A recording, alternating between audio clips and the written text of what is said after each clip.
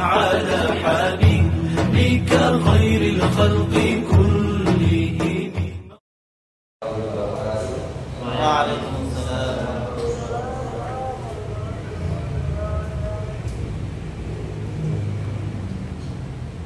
الحمد لله الذي أرسل رسوله بالهدى ودين الحق ليظهره على الدين كله وكفى بالله شهيدا. أشهد أن لا إله إلا الله وحده لا شريك له الملك الحق المبين وأشهد أن محمدا عبده ورسوله صادق الوعد الأمين.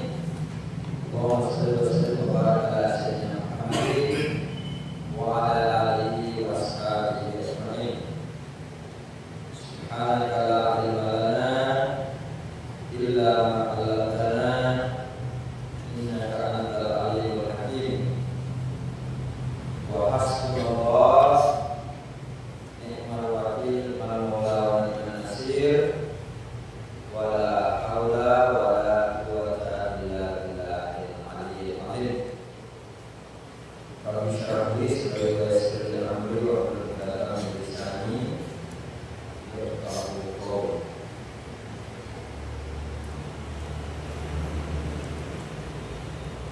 Baik, kita mulai dengan membaca sayyid istighfar bersama-sama sambil menunggu teman-teman yang masih di perjalanan. Mari kita membaca sayyid istighfar bersama. Bismillahirrahmanirrahim. Bismillahirrahmanirrahim. Allahumma anta rabbi la ilaha illa anta khalaqtani wa ana abduka wa ana ala ahdika wa wa'dika mastata'tu a'udzu bika min syarri ma sana'tu a'udzu laka bi ni'matika alayya wa a'udzu laka bi dhanbi faghfirli fa innahu la yaghfiru dhunuba illa anta. Raditu billahi rabban wa bil islami dinan wa bi Muhammadin nabiyya wa rasulah.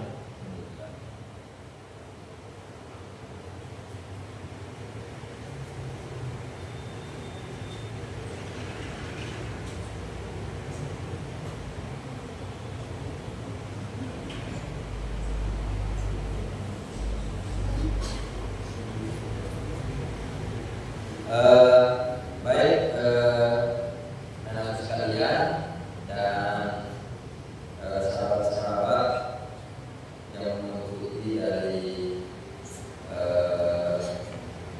Google Meet, para asatidz, para pembina, para guru, para ustadz yang mengikuti dari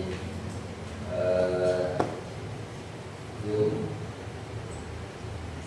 Alhamdulillah pada minggu yang lalu kita sudah membahas bab zikir-zikir setelah sholat fardu secara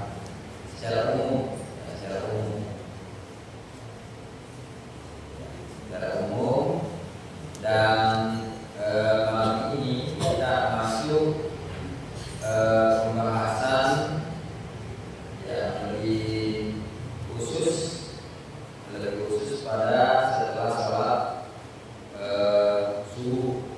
Jadi kita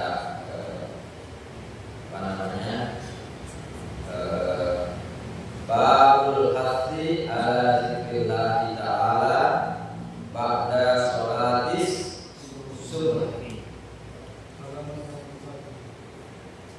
Halaman berapa? 61. Ya, halaman 61 yang punya kitab cetakan ya, bermana 61, dan yang punya filenya halaman 146 ya, 146 ya, 146. Sudah lihat yang punya kitab? Sudah lihat? Sudah dapat?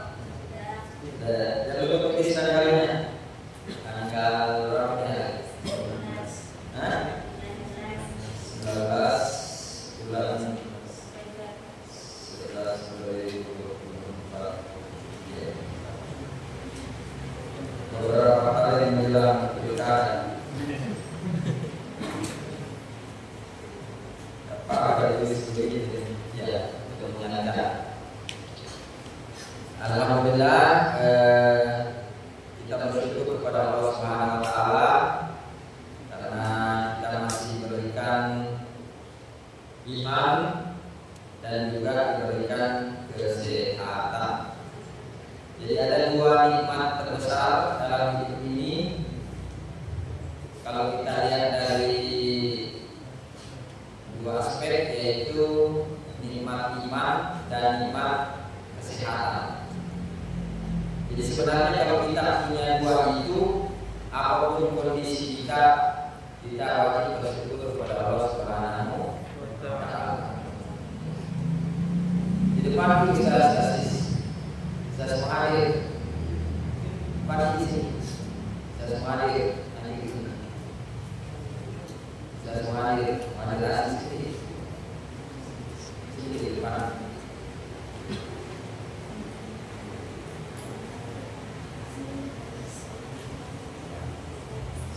Kalau saya itu mengawal belakang, kemudian daya mari orang kasih dengan sesuatu tuturi dayani, di depan memberi pantang, di tengah mengawal, di belakang ya pokoknya suruhnya dayani, di belakang mengawasi.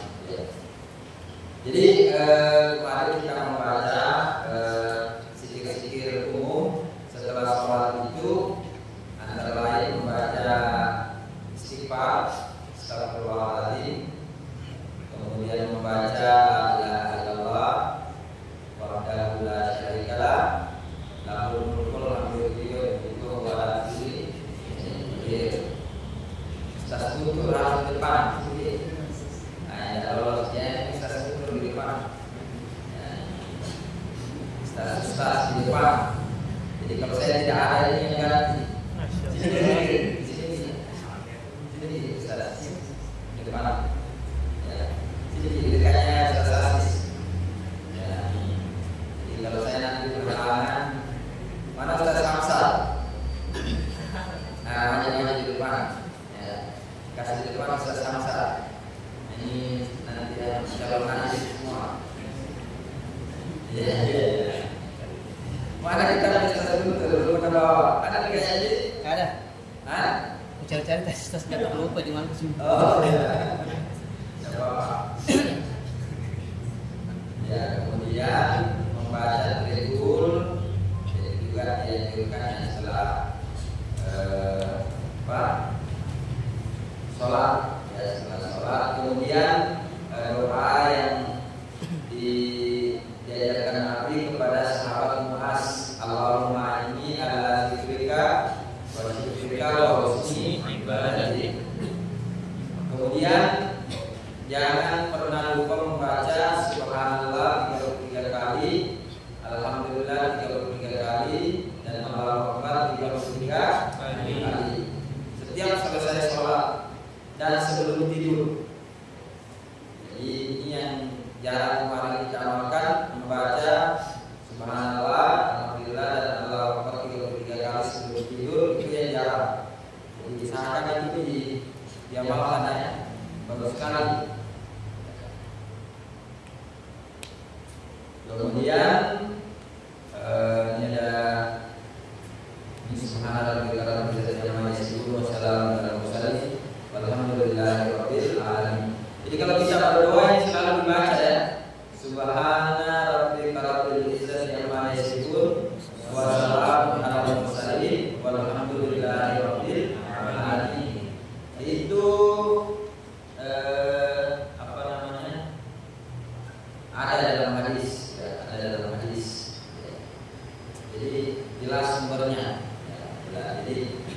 orang yang baca itu ada sebenarnya dari hadis yang mengira baca itu subhanallah wa bihamdihi wa wassalamu ala mursalin alhamdulillahi rabbil alamin. Ada hadisnya, ada dasarnya yang mengira. Nah, sebelum masuk zikir setelah salat subuh, ya pastikan salat subuh ya. Ya, pastikan salat subuh.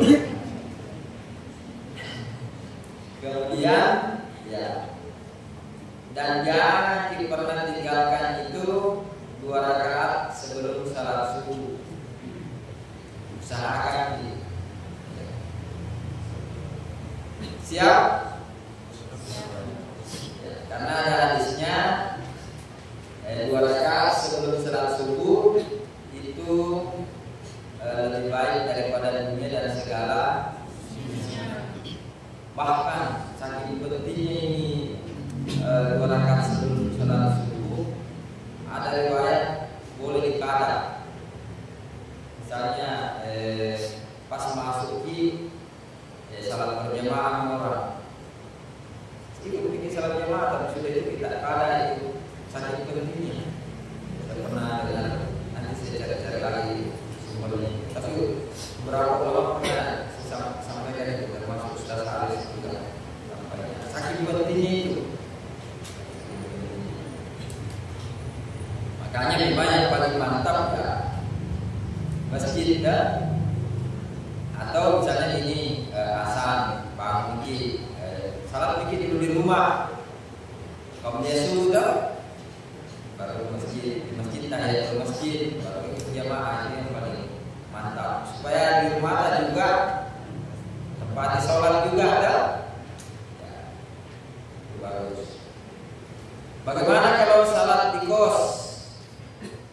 Ya kalau salat di kos, ya asan ki baru dia subuh, baru qomat, baru ya usahakan ke masjid kalau laki-laki.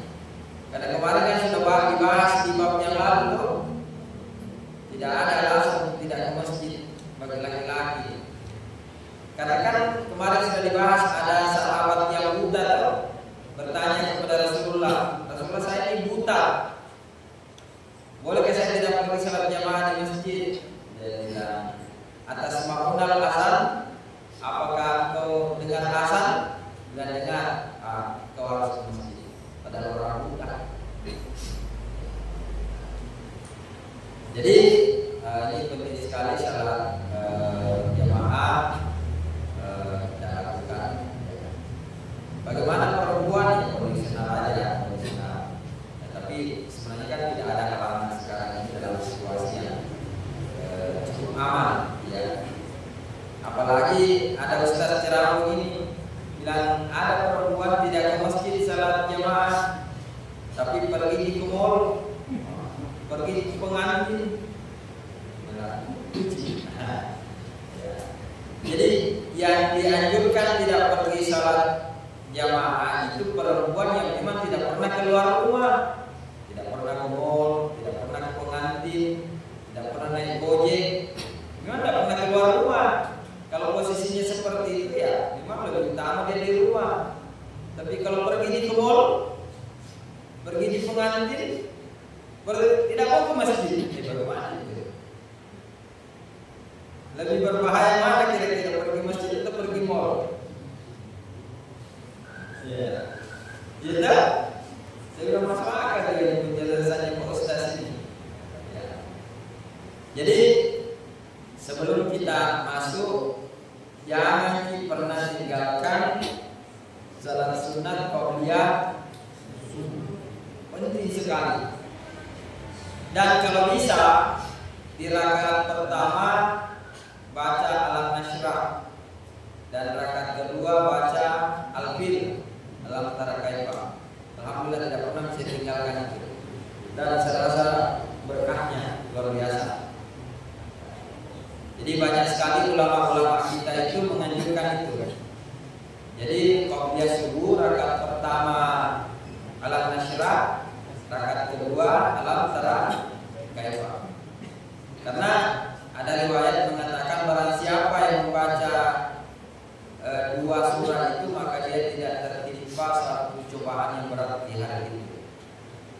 Jadi kalau dia subuhi baru dibaca di itu salah lancar-lancar urusan. Baik, mungkin ada tadi yang tidak baca doa dari rumah, kita baca doa keluar rumah dulu sama-sama. Bismillahirrahmanirrahim. Bismillahirrahmanirrahim. Bismillahi. Tawakkaltu. Alallahi. La haula. Wala quwwata. Illa billah. Babul hasti ala zikrillahi ta'ala ba'da sholati subhi. Bab yang menganjurkan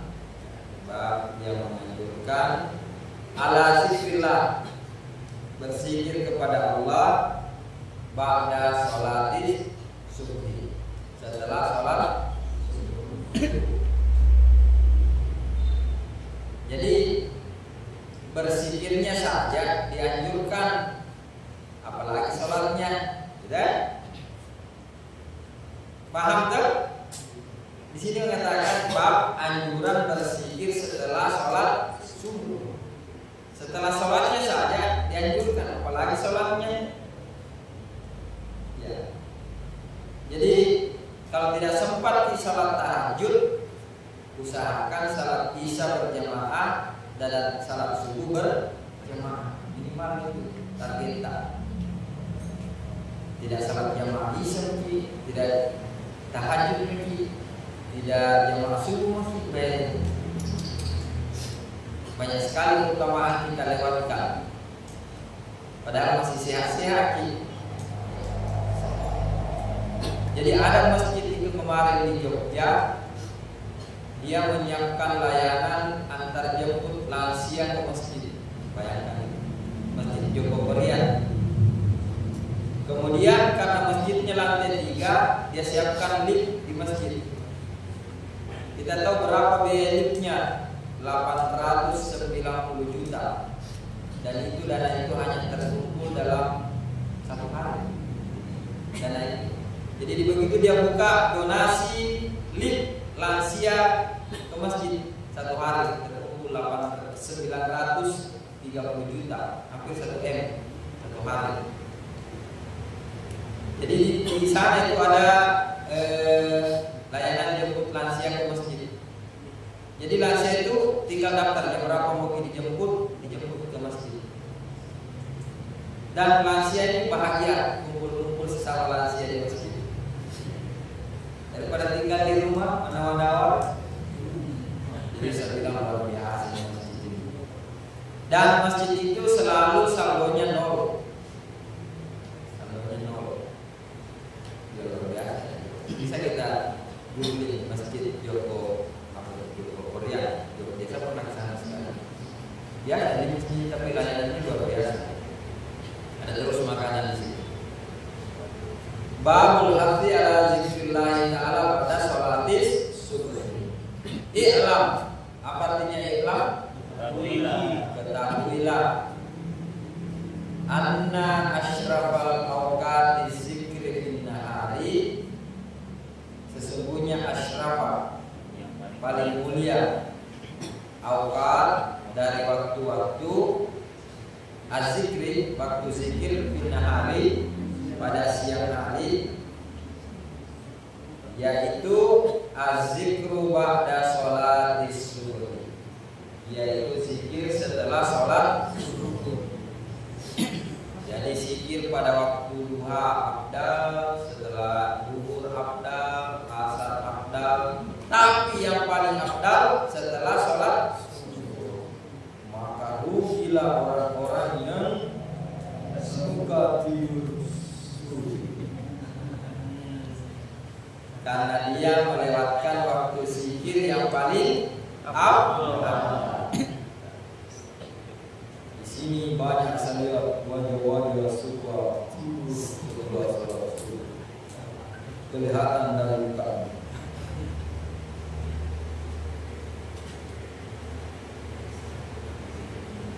Kalau perempuan lebih berbahaya lagi. Dulu orang tua kita bilang di ajak tidur lato berusuh. Jangan tidur pagi, nanti dapat jodoh kakek-kakek. Tapi sekarang tidak apa-apa kakek-kakek Ustaz, yang penting milioner. Bercanda. Jadi waktu zikir yang paling afdal pada pagi hari adalah setelah sholat subuh. Kalau bab yang lalu kita bahas tuh bahwa ada 2 waktu untuk yang afdal untuk berdoa, yaitu masih ingat? Setelah sholat fardu, bukan, dan sepertiga malam. Jadi waktu yang paling bagus berdoa adalah, jadi kalau ini berkumpul di 2 ini, setelah sholat subuh kan memang setelah sholat juga. Jadi memang dianjurkan setelah sholat subuh itu zikir. Ya. Kalau Anda Gurta Profesor Nasaruddin Umar, itu dia menganjurkan kita membaca Bismillahirrahmanirrahim 100 kali sampai 150 kali habis sholat subuh. Kalau Andre Gurta Syekh Ali Jabir, itu dia zikirnya malamnya membaca surah Al-Fatihah. Al-Fatihah banyak beberapa kali. Jadi kita terserah apa-apa. Yang penting berzikir, ya dilewatkan. Jadi rugilah orang yang tidur setelah sholat subuh, dan itu sangat berbahaya bagi kesehatan. Sangat-sangat membahayakan bagi kesehatan. Kalau ngantuk sekali pergi jalan-jalan, ya naik matahari baru tidur. Jangan tidur setelah sholat subuh. Apalagi kalau lagi puasa masih kenyang, itu bahaya sekali. Jadi ada beberapa waktu itu sangat dianjurkan untuk tidak tidur, yaitu setelah sholat subuh dan setelah sholat asar. Kalau tidur setelah sholat asar itu bisa majnun, mewariskan gila. Ya. Kalau setelah sholat subuh banyak menghilangkan keutamaan dan penyakit. Banyak sekali penyakit. Apalagi kalau gadis, susah nanti adaptasi kalau ada suami mau pergi kantor masih tidur, bagaimana? Jadi biasakan jangan tidur setelah sholat subuh. Kalau laki-lakinya begitu juga. Kalau biasa tidur setelah sholat subuh, bermalam nanti di rumahnya mertua tak bilang malas. Apalagi kalau kita dapat mertua yang rajin. Jadi jangan dibiasakan tidur setelah sholat subuh, karena itu jadi kebiasaan nanti. Ala bisa karena kebiasaan. Kita lanjut. Rawaina an Anas radhiyallahu anhu fi kitab Tirmizi. Diriwayatkan dari sahabat Anas bin Malik, semoga Allah meridai atasnya, fi kitab Tirmizi, dalam Sunan At-Tirmizi wa ghairihi, dan selainnya. Qala, berkata, qala Rasulullah sallallahu alaihi wasallam. Rasulullah sallallahu alaihi wasallam bersabda, man shallal fajra fi jama'atin, barang siapa sholat subuh berjamaah. Di sini berjamaah ini. Jadi memang kita harus ancang-ancang ketika mau tidur itu, bagaimana caranya saya sudah bisa bangun pergi sholat subuh berjamaah. Jangan cari posisi tidur yang membuat Anda susah untuk pergi sholat subuh berjamaah. Jadi memang direncanakan, di mana kan nanti sholat subuh jamaah. Atau kalau misalnya kita jauh dari masjid, sama siapa kan nanti di sini sholat subuh jamaah. Itu memang harus di planning dari awal, di prakondisi. bukan cuma demo yang prakondisi, tapi salat subuh berjamaah juga harus disiapkan prakondisi. Jangan tahu begini misalnya, kita tahu nih air macet, tidak kita siapkan air untuk wudhu. Kenapa tidak pergi salat masjid? Tidak ada air ustaz. Tahu nih air macet, kondisi kamu begitu. Jadi memang tidak ada niat. Jadi kalau kita mau niat salat subuh jamaah, pastikan memang ada air juga. Lagian juga di masjid bagus, kalau rata-rata masjid bagus. Kalau perlu kantong isikan dirinya ke masjid, tidak apa-apa sih. Kalau darurat, barang siapa salat subuh berjamaah, summa qa'ada, kemudian dia duduk, qa'ada, yaqudu. Sinonimnya jalasa ya, yajlisu. Yazkurullah, kemudian dia duduk berzikir kepada Allah.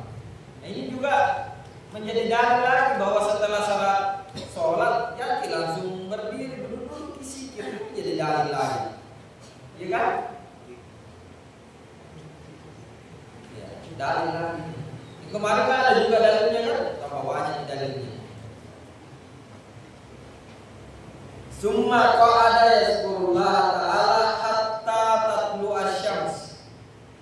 Ya, sampai terbitnya matahari. Summa shalla rak'ataini, kemudian dia salat 2 rakaat.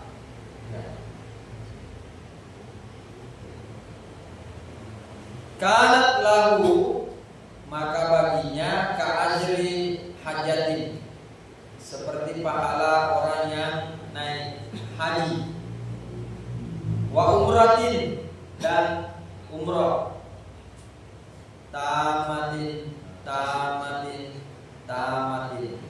sempurna. Qala Tirmizi berkata, hadis hasan, hadis ini hasan. Jadi biar tiap hari mau pergi haji umrah bisa, tidak pakai biaya, setara. Jadi pergi ke masjid sholat subuh jamaah, kemudian setelah itu zikir, mau mengaji apa di situ, kemudian sholat subuh 2 rakaat, kasih lewat dulu terbit matahari sedikit, baru sholat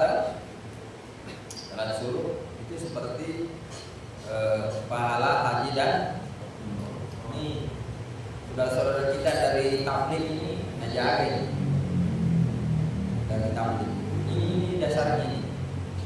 Kalau kita pernah lihat jamaah tabligh itu, ini dasarnya diamalkan.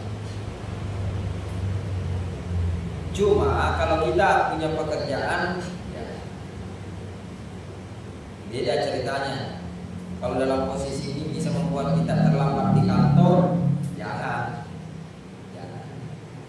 Tapi kalau hari Minggu atau hari Sabtu bisa sekali-sekali dilaksanakan. Bisa. Karena ini jelas hadisnya ya, jelas hadisnya. Jadi sekali-sekali boleh dilaksanakan, dan keutamaannya tamatin, sempurna. Ya. Hadis ini adalah hadis hasan. Ini adalah hadis hasan. Kita lihat 206 ini. Wah, bahkan menurut beberapa ahli hadis ini sampai ke sahih, bagus hadis. Jadi larai bagi, tidak ada keraguan padanya. Jadi kalau Anda mau amalkan itu bisa. Kalau misalnya kuliah duhur, tidak boleh. kecuali kalau kuliah tak jam 7 ya jangan nih, karena malam itu mungkin persiapan kan? Dan insya Allah tetap dapat pahala seperti itu. Berarti kita sudah niatkan berzikir kepada Allah Subhanahu. Jadi yang dipandang itu amalan-amalannya saudara-saudara kita, karena dasarnya jelas. Jadi kita menghargai kalau ada yang melakukan amalan seperti itu. Jadi barang siapa yang salat subuh berjamaah, kemudian dia duduk berzikir sampai dengan terbitnya matahari, kemudian dia tutup dengan salat subuh 2 rakaat, kemudian dia beranjak, dia mendapatkan pahala seperti orang yang haji dan umrah tamatin, sempurna dan sempurna.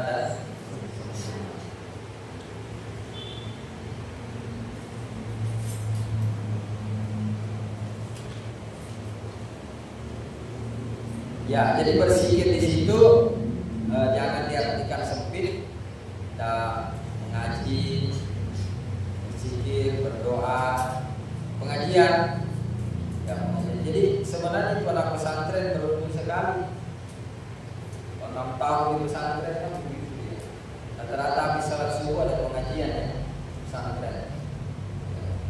Alhamdulillah dapat keutamaan. Jadi memang antara maghrib dan isya dan setelah salat subuh itu kita usahakan berzikir. Dan apa yang kita lakukan sebenarnya saat ini adalah bagian dari berzikir kepada Allah Subhanahu wa Ta'ala.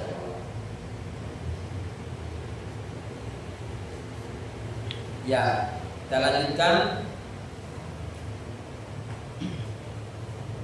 Ini dalilnya untuk tidak bergerak sebelum membaca la ilaha illallah wa la syarikalah lahul mulku wa lahul hamdu. Wa rawaina fi kitab Tirmizi, dan diriwayatkan di dalam Sunan At-Tirmizi wa ghairihi an Abi Dzar, dari Abi Dzar radhiyallahu anhu, dari sahabat Abi Dzar radhiyallahu anhu, anna Rasulullah sallallahu alaihi wasallam, bahwasanya Rasulullah sallallahu alaihi wasallam bersabda, man qala, barang siapa yang membaca di duburi sholati subuhi, setiap selesai sholat subuh, wa huwatanin rijlaihi, dan dia masih tani melipat, rijlaihi kedua kakinya, qabla ayyatakallama, sebelum dia berbicara. Jadi belum ngobrol ceritanya ini. Apa yang dia baca? La ilaha illallah wahdahu la syarikalah, lahul mulku wa lahul hamdu yuhyi wa yumiitu wa huwa ala kulli syai'in qadir. Asyra marat, 10 kali. Kutiba lahu, ditulis baginya, asyru hasanatin, 10 kebaikan. Wa muhya anhu asyru sayyi'atin, dan dihapus darinya 10 keburukan. Wa rufi'a lahu asyru darajatin, dan dia diangkat 10 derajat. Wa kana yaumu zalika fi hirzin min kulli makruhin, dan pada hari itu ya istilahnya dijauhkan dari hal-hal yang tidak diinginkan. Wa hurisa minasyaiton, dan dia dijaga dari syaitan.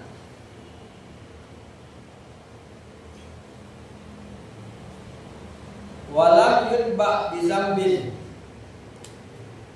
ayyudrikahu fi dzalikal yawm illa asyirku billahi ta'ala.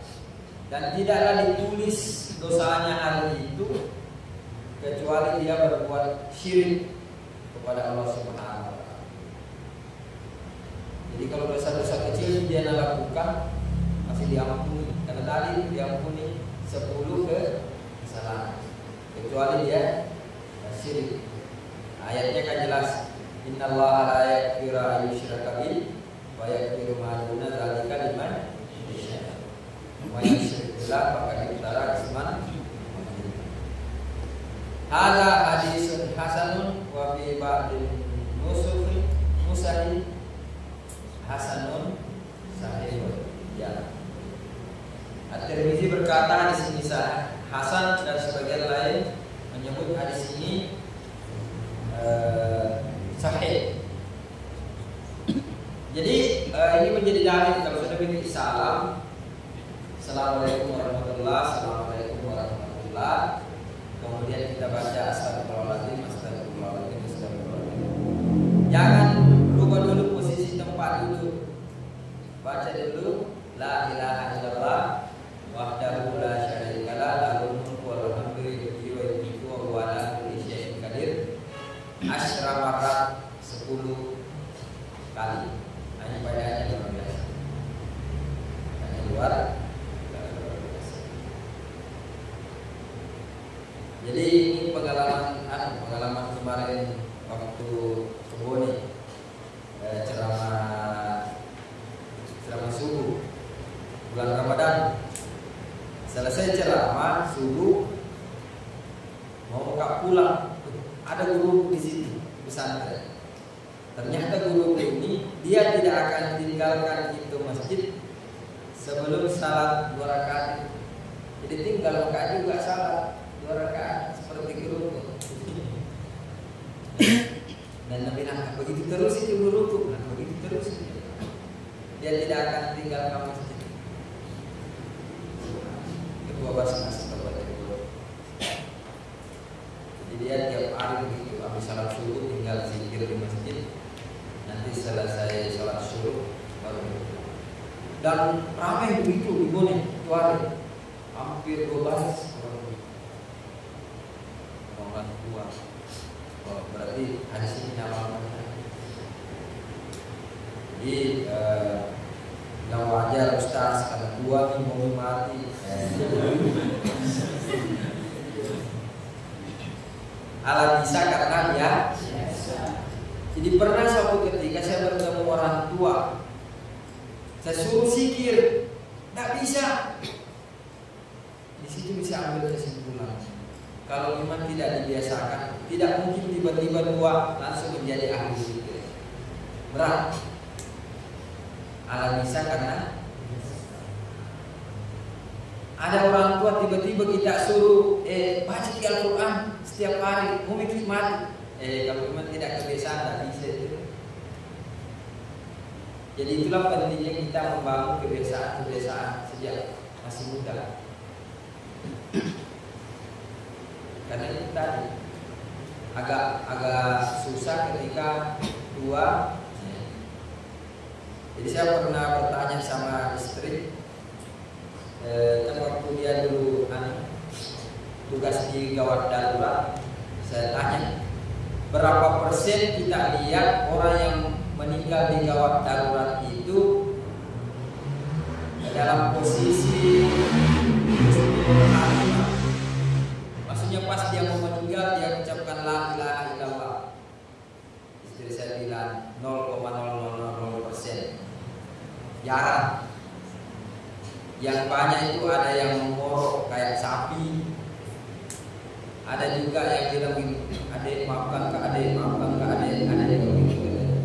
Saking banyak dosanya sama adiknya, atau adik yang mana. Aneh-aneh semua.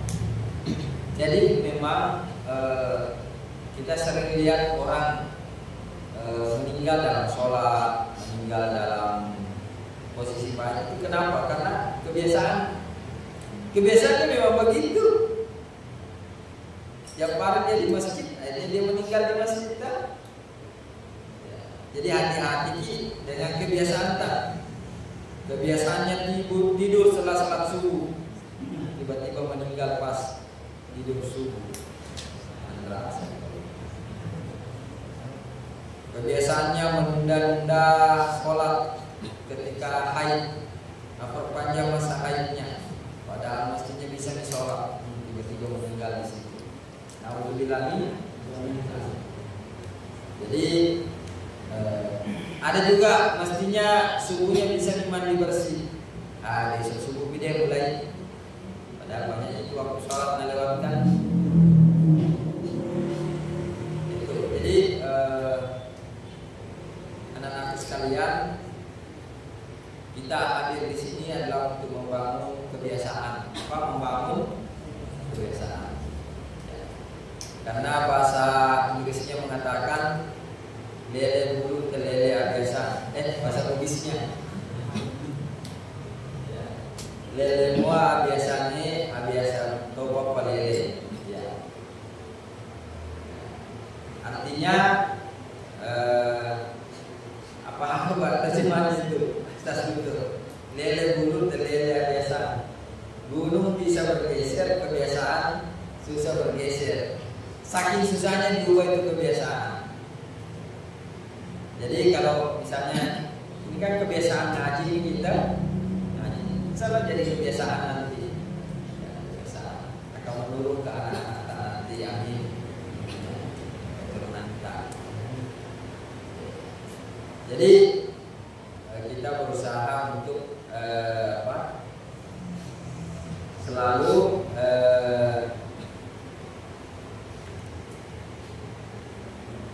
melatihkan diri dengan kebiasaan-kebiasaan yang baru. Jadi sekali lagi zikir yang paling utama pada siang hari adalah setelah sholat dan tentu kalau malam pada sepertiga malam. Jadi itulah kenapa Nabi pola tidurnya begitu. Nabi tidur cepat, bangun sepertiga malam, salat subuh di masjid karena mengejar keutamaan. Kita pola tidur tak menjauhi keutamaan. Tidur di jam 1 jam 2. Ketawa ketua yang berespai. Ya. Tidur jam 2. Tidak bangun tahajud, lambat salat subuh. Akhirnya tidak sempat sikir-sikir setelah salat subuh. Jadi kita yang menyesuaikan, kita yang atur pola tidur tak. Jangan tidur yang atur gitu. Nah, bagaimana Ustaz tidak bisa tidur? Belum tidak mau tidur mata. Cari cara.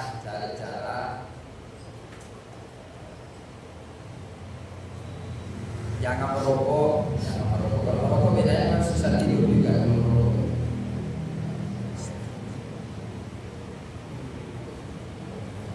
Intinya sekarang kita sudah tahu bahwa waktu utama itu sepertiga malam dan setelah sholat subuh.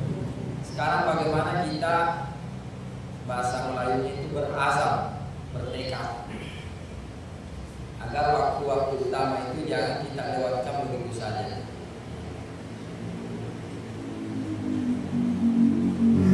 Di mana ada kemauan, di situ ada jalan sebenarnya di situ.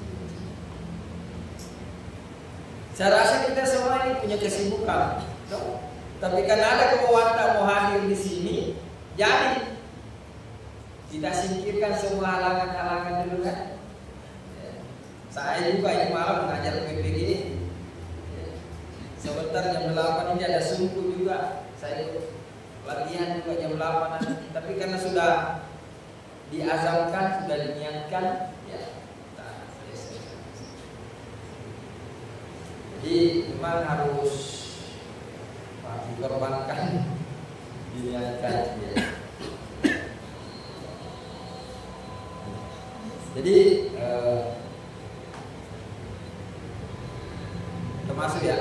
masuk waktu. Jadi intinya mari memperbanyak zikir, karena dengan zikir ini bisa menjauhkan kita dari maksiat dan juga menambah bobot pahala kita kepada Allah Subhanahu wa Ta'ala.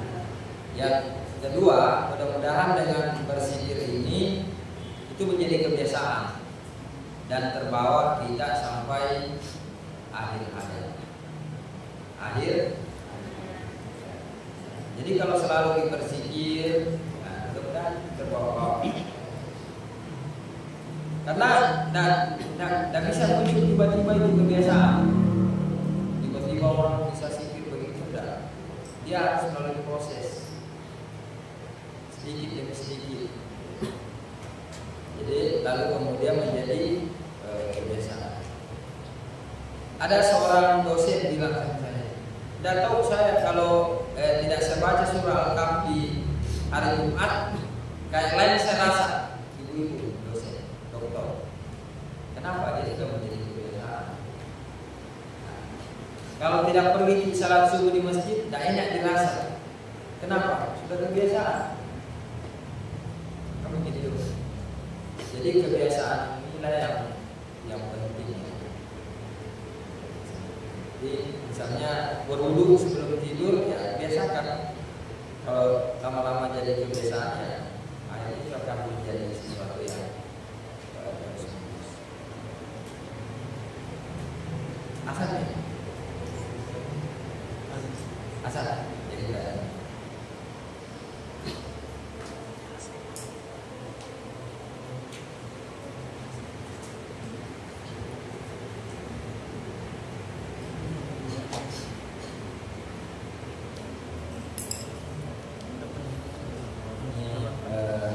Lagi asal di sini. Ada banyak juga yang ikut di sini. Ada 35 orang.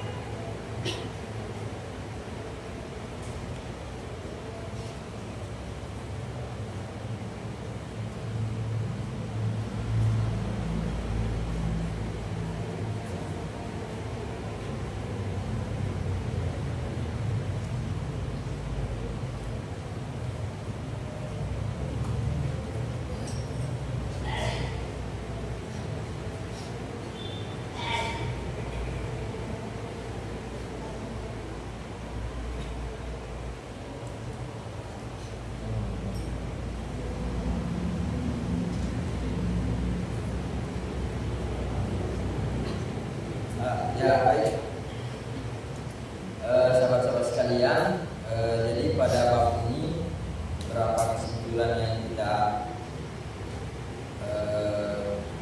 peroleh. Yang pertama, kalau bisa diusahakan paksa-paksa sedikit sholat subuhnya berjamaah. Yang kedua, setelah sholat subuh usahakan memperbanyak zikir, tidak ada aktivitas yang lain selain zikir, karena waktu yang paling baik untuk berzikir pada siang hari adalah setelah sholat subuh. Jadi ketika ada godaan mau tidur, langsung muncul di pikiran, rugi kak, lewat ini waktu penting, belum tentu besok saya dapat, begitu pikiran, belum tentu besok. Siapa tahu besok ada urusan, siapa tahu besok sakit, siapa tahu besok mati. Kamu gitu. Kemudian membaca la ilaha illallah wa la syarika lah, lahul mulku wa lahul hamdu wa la kulli syai'in qadir 10 kali. Kemudian tadi Cina tambahan juga membaca Allahumma ajirni minan nar, Allahumma ajirni minan nar, itu juga membaca setelah sholat. Dan ini terakhir kita baca lagi satu.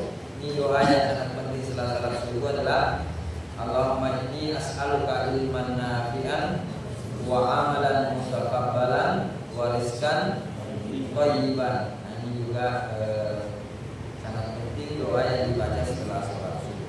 Nanti minggu depan kita bahas lagi. Terima kasih pada tenaga sekalian dan para ustadz yang ikut di Google Meet. Ini ada ikut dari Kalimantan, dari Hasikra kayaknya Ustaz. Terima kasih dari Batu Licin. Terima kasih banyak Ustaz Pak Kiai. Ada Pak Ahyar dari Sulawesi Tengah. Ada Ustaz Sayyidina dari Asalia Singkan. Ada dari Ujung Palu. Banyak sekali yang ikut malam ini. Mudah-mudahan menjadi berkah bagi kita semua dari UNM Nanda Afrika. Terima kasih semuanya. Mari kita tutup dengan doa kafaratul majelis. Bismillahirrahmanirrahim.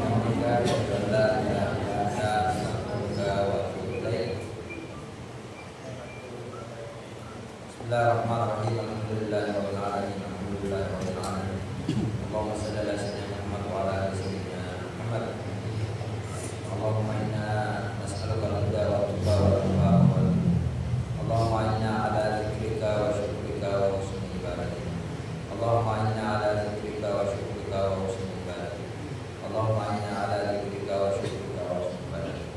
Allahumma inna nas'aluka ilman nafi'an wa amalan mutaqabbalan wa rizqan thayyiban wa Allahumma ighfir lana wa liwalidayna warhamhum kama rabbawna shighara wa ighfir li masyayikhina wa lil asatidzina wa liman 'allamana warhamhum warhamhum bi rahmatika ya arhamar rahimin. Rabbana atina fid dunya hasanah wa fil akhirati hasanah wa qina adzabannar. Wa sallallahu ala sayyidina Muhammad walhamdulillahi rabbil alamin.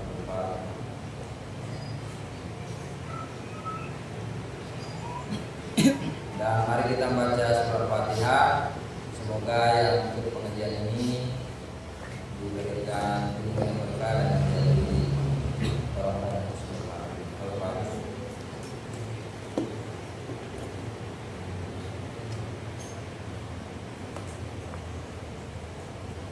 Terima kasih. Assalamualaikum